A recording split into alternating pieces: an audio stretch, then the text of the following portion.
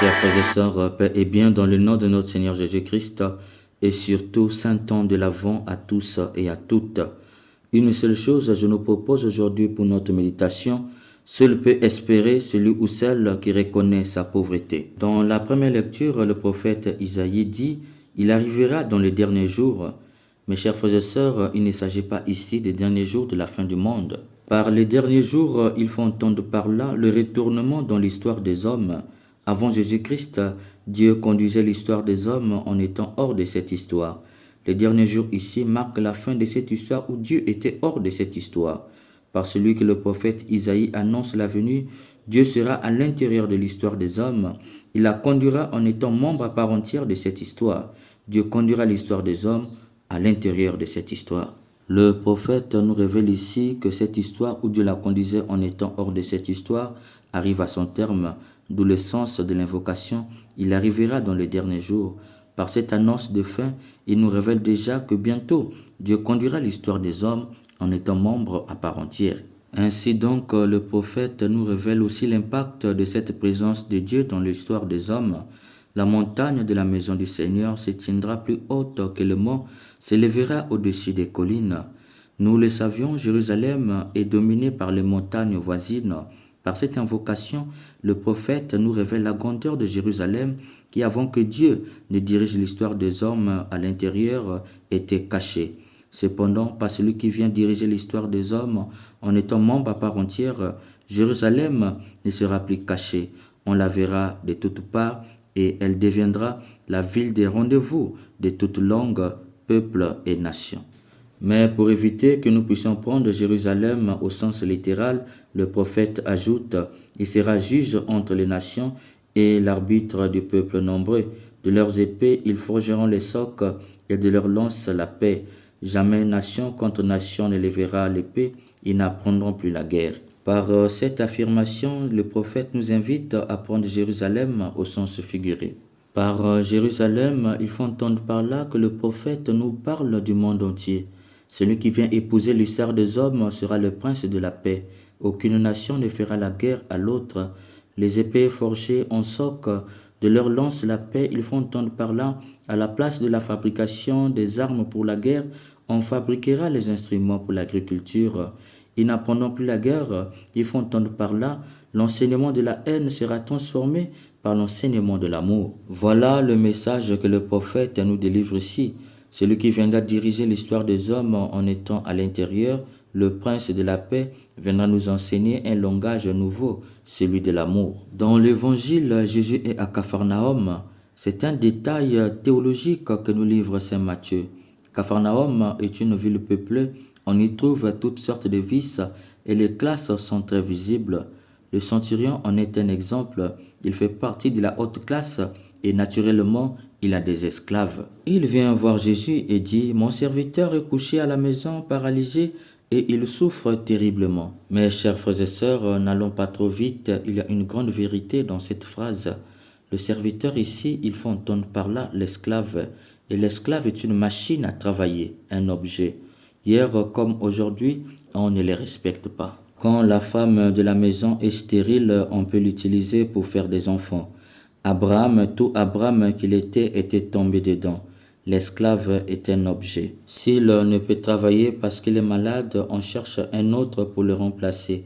En plus, dans une ville peuplée, les chômeurs sont très nombreux pour remplacer celui qui perd son travail. Mais le centurion, lui, s'inquiète pour son esclave. Il aime son esclave et il est reconnaissant pour tous les services rendus pendant beaucoup des années. Voilà un homme qui a compris l'amour et qui a compris qui est l'homme. On peut comprendre sa réponse.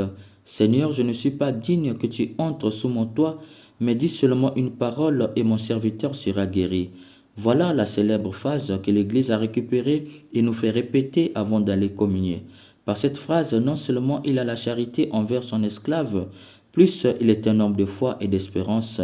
On trouve en lui les vertus théologales, la foi, l'espérance et la charité. Qui a ces vertus reconnaît son propre dénuement, son sentiment d'indignité personnelle. Lui qui est centurion, c'est-à-dire haut gardien de l'armée romaine, il reconnaît sa petitesse devant Jésus. C'est pourquoi Jésus déclare « Amen, je vous déclare, je n'ai trouvé chez personne en Israël une telle foi. » Mes chers frères et sœurs, la foi sans espérance est un mensonge et l'espérance sans la charité est une illusion. Cet homme païen pour les Juifs a la foi. Il n'a pas besoin que Jésus aille chez lui. Il a la foi que par sa simple phrase, sa simple parole, son serviteur sera guéri. Il a l'espérance parce que l'espérance nous dépouille de nous-mêmes pour nous faire posséder Dieu tout en lui consacrant notre petitesse. Je ne suis pas digne que tu arrives chez moi. Avec la foi, l'espérance nous fait prendre conscience que l'essence de notre vie se trouve chez Dieu. Nous devrons nous laisser conduire par lui. Cet homme n'est pas charitable, mais il est charité parce que la charité commence par le respect de l'esclave. Il faut respecter sa dignité. C'est ce qu'on appelle la justice. Premier pas vers la charité. Tu ne peux être charité si tu n'es pas juste. Commence par respecter l'esclave ou ton travailleur à la maison ou au bureau. Commence par respecter le plus petit que toi. C'est pourquoi le centurion vient chercher la guérison pour son serviteur. Puisqu'il le respecte, il aime et étant donné que aimer c'est aider, il veut l'aider. Romain qu'il était, il ne dit pas Jésus qui est juif va me chasser. Non, guidé par la foi, l'espérance et la charité, il va chercher le salut pour celui que la société ne respecte pas, car lui, il le respecte et il l'aime. Voilà, chers frères et sœurs, c'est à quoi nous sommes invités aujourd'hui. Témoigner plus de foi, d'espérance et de charité en ce premier lundi du temps de l'Avent. Nous ne pouvons accueillir le Christ dans nos vies pour qu'il dirige notre histoire de l'intérieur qu'avec une démarche de foi, d'espérance et de charité pour les marginalisés de ce monde, comme a fait ce centurion. Pour ce temps de l'Avent, oublions-nous d'abord dans nos prières. Prenons la résolution de prier seulement pour celui ou celle que nous connaissons la souffrance. Si dans ta maison quelqu'un souffre, ton mari est méchant ou infidèle, ta femme ne te respecte pas, tes enfants sont têtus, prie Jésus pour eux, c'est cela la vraie charité. Mais associe à cette charité la foi, croire fermement que Jésus peut les transformer et espère, c'est-à-dire reconnais ta finitude pour te laisser remplir de l'infinitude de Jésus. Cher bien-aimé, seul peut espérer celui ou celle qui reconnaît sa pauvreté et prend conscience que l'homme est très important dans la vie. L'homme à qui tu fais du mal aujourd'hui pourra se trouver demain sur ton chemin comme ton pasteur et toi comme sa brebis. Que l'Esprit Saint vienne à notre secours. Amen.